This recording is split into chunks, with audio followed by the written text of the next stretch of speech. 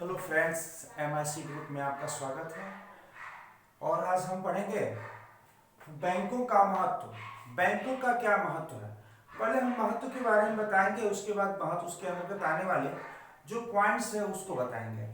जैसे हम आपको बता रहे हैं, जिस तरह से शरीर को संचालित करने के लिए रक्त की जरूरत पड़ती है, उसी तरह से देश के अंतर्गत अर्थव्यवस्था के अंतर्गत अर्थव्यवस्था को विकसित करने वाले जो भी क्षेत्र हैं उनको संचालित करने के लिए बैंक्स की जरूरत पड़ती है। यानी बिना बैंक के देश की अर्थव्यवस्था को या विश्व की अर्थव्यवस्था को विकसित करना संभव नहीं है। कल हमने बताया था कि विश्व में 3 अद्भुत आविष्कार हुए हैं, अग्नि, पहिया और केंद्रीय बैंक, जिसमें केंद्रीय बैंक का भी जिक्र किया गया। विल रोजर्स एक ऐसे विद्वान थे, उन्होंने बताया कि मानव ने 3 अद्भुत आविष्कार किया है। आग के बिना आग के बिना जो भी जीवन है वो संभव नहीं है। हम कह सकते हैं केंद्रीय बैंक के भी बिना जीवन संभव नहीं है और पहिया के भी बिना जीवन संभव नहीं है। तो ये हमारी अर्थव्यवस्था में भी तीनों का बड़ा महत्वपूर्ण रोल है। तो हम देख सकते हैं कि आधुनिक अर्थव्यवस्था में कृषि हो, उद्योग हो, व्यापार हो, वाणिज्य हो आदि का विकास बैंकिंग प्रणाली पर निर्भर करता है। यानी कृषि, उद्योग, व्यापार, वाणिज्य या जो भी क्षेत्र है वो बैंकिंग प्रणाली पर निर्भर करता है। अगर जिस देश में बैंकिंग प्रणाली मजबूत नहीं है, उस देश में इस क्षेत्र का विकास संभव नहीं है। यानी हम कह सकते हैं कि आर्थिक प्रगति का सूचक है बैंक। आर्थिक प्रगति का सूचक है बैंक। जिन क्षेत्रों में बैंक की स्थापना हुई है उन क्षेत्रों का विकास ज्यादा है।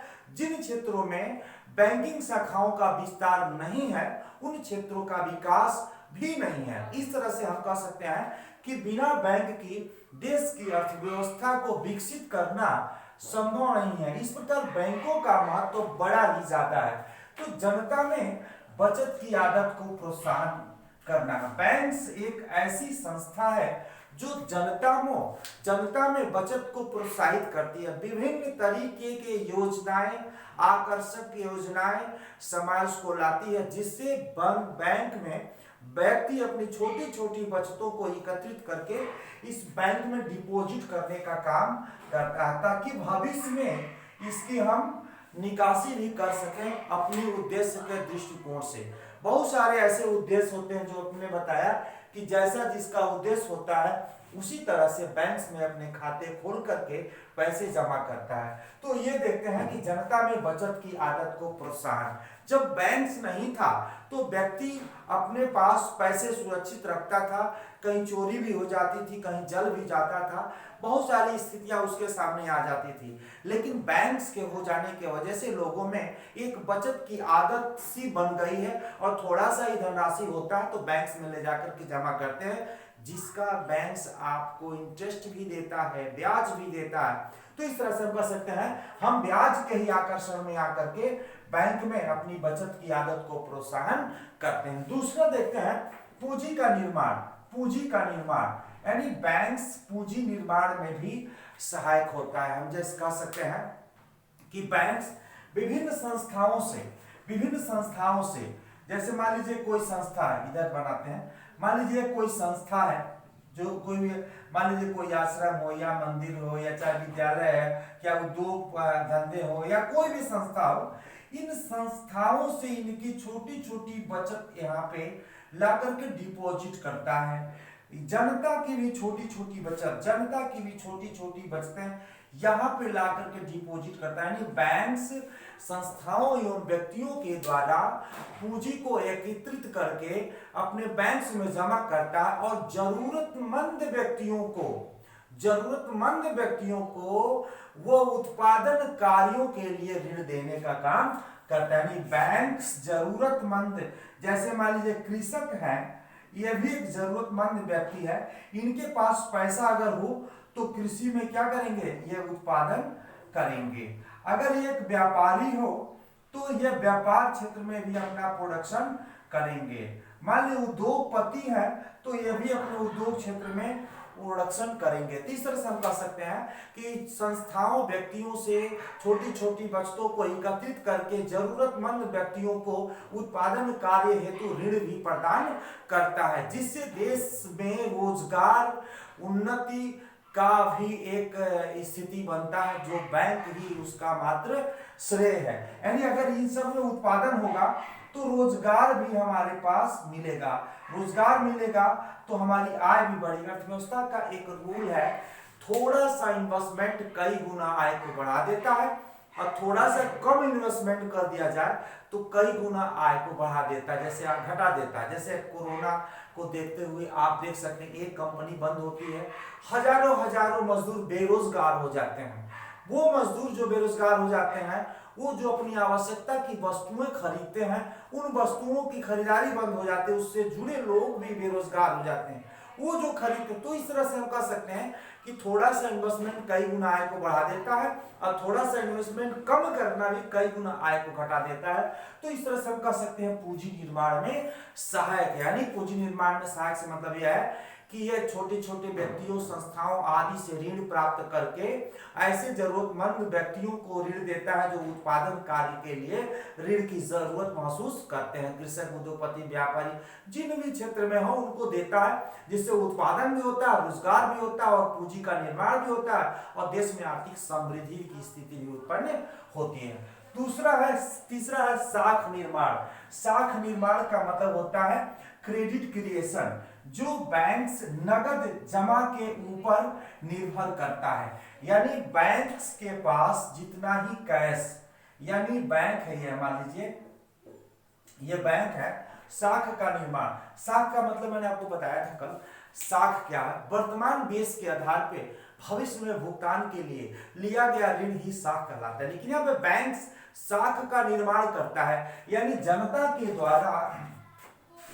के द्वारा यम1 का मतलब होता है कैश, मुद्रा, सबसे लिक्विडिटी, सबसे तरल मुद्रा माना जाता है कैश, जिसको नोट बोलते हैं, सिक्के बोलते हैं। इसको यम1 के अंतर्गत शामिल किया जाता है, जो बैंक के द्वारा और सरकार के द्वारा इसका निर्माण किया जाता है। रिजर्व बैंक ऑफ इंडिया कागज के नोट 2 रुपया से लेकर के 2000 तक के नोट का निर्माण करती है। 1 रुपया और सिक्के भारत सरकार के वित्त मंत्रालय के द्वारा निर्मित किए जाते हैं। तो साख का निर्माण, यानी बैंक के पास जितना ही जमा होगा, अगर मान लीजिए 100 रुपया जमा होता है, 100 रुपया में 20%, मान लीजिए 20 रुपया ये CRR के रूप में मान लीजिए जमा करें, कैश रिजर्व रेशियो के रूप में ये जमा कर दिया, तो और 80 रुपया ये किसी व्यक्ति को दे दिया, ये 80 रुपया दे दिया, ये 80 रुपया ले जा करके अपने बैंक में जमा कर दिया। ये क्या किया 80 रुपया का 20 रुपया रख करके 60 रुपया किसी और के दे दिया। तो ये क्या किया ये ले आकर के दूसरे बैंक में जमा कर दिया। ये 60 रुपया में से 20 रुपया रख करके मान लीजिए ये 40 रुपया उधार दे दिया। तो इस तरह से हम कह सकते हैं, यानी ये जितना ही धनराशि इसके पास, अगर ये 500 रुपया जमा होगा, हम देख सकते हैं यहाँ पे कि ये 80, 60, 40 ये जोड़ सकते हैं, कितना हो जाएगा 8 7 14, यानी 200 रुपया ही हो जाएगा। ये 500 भी ऐसे ही है कि 20% रख करके बाकी 4 मान 20 रुपया रख लिया, और 50 रुपया मान सीधा से 50 रुपया रखा, और 450 रुपया किसी व्यक्ति को दिया। ये 450 रुपया किसी बैंक में जमा कर दिया, ये 50 रुपया रख करके 400 रुपया दे दिया, ये किसी बैंक में जमा। तो इस तरह से हम कह सकते 4 दूनी 8 1200 रुपया। इस तरह से हम कह सकते हैं जितना ही बैंक के पास कैश जमा होगा, बैंक उतना ही ज्यादा साख का निर्माण करेगा। ये भी एक बैंक के महत्व के अंतर्गत आता है। इस तरह से हम नेक्स्ट अब चलते हैं, आपको देखते हैं कि कीमत स्थिरता लाने में सहायक। रिजर्व बैंक ऑफ इंडिया ये आपका RBI है, और ये मान लीजिए कमर्शियल बैंक है, ये कमर्शियल बैंक है जो जिसमें हम लोगों के खाते खुलते हैं। कीमत में स्थिरता, प्रोफेसर इरविंग फिशर ने कहा है, मुद्रा की मात्रा को दुगुनी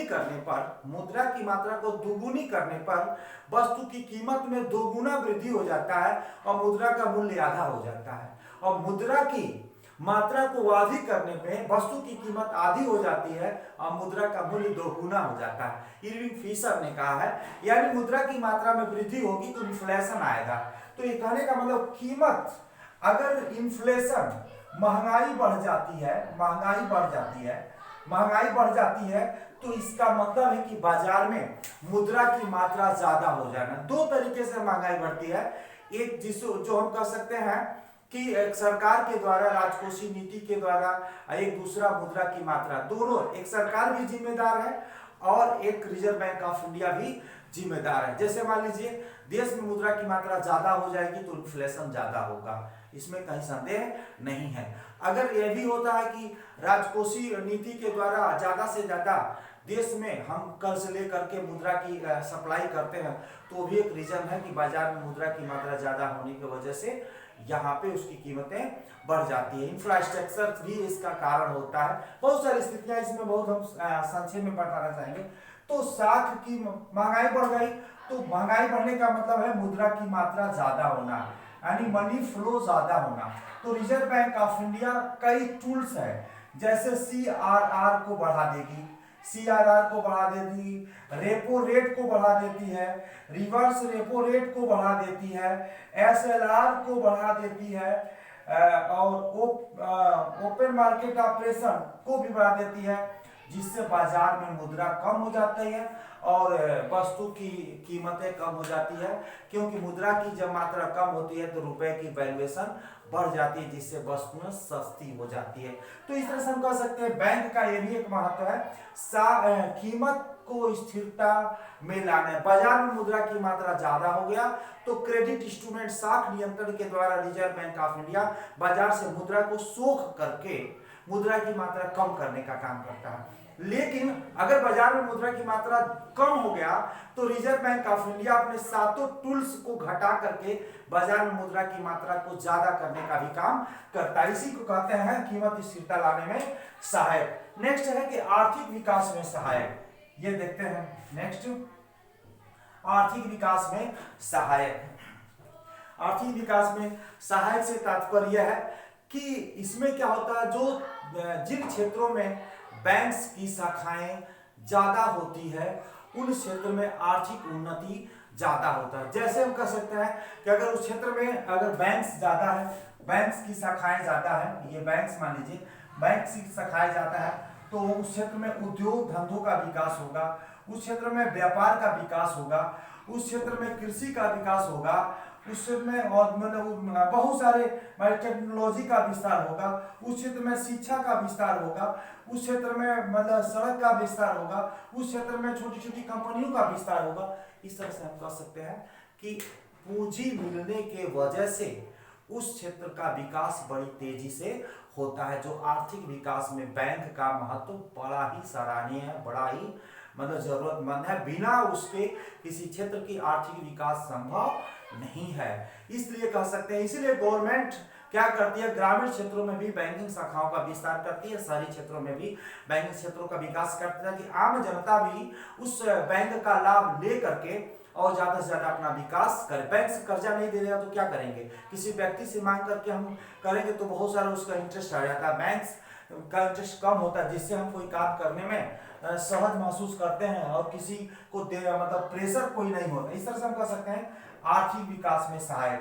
रहन सहन के स्तर में सुधार, रहन सहन के स्तर में सुधार। जैसे क्या होता है कि बैंक्स जो है अपने कस्टमर को, जैसे अगर आपका इनकम है, जरिया है, तो आपको दिक्कत है, फ्रिज की जरूरत हो तो फ्रिज मिल जाएगा, आपको टीवी मिल जाएगा बैंक से, आपको कार मिल जाएगा, आपको एसी मिल जाएगा।